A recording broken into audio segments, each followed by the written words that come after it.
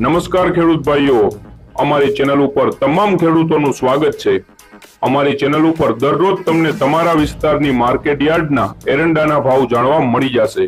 તો વધુ સમય ન બગાડતા ચાલો જાણી લઈએ તમામ માર્કેટ યાર્ડના એરંડાના ભાવ।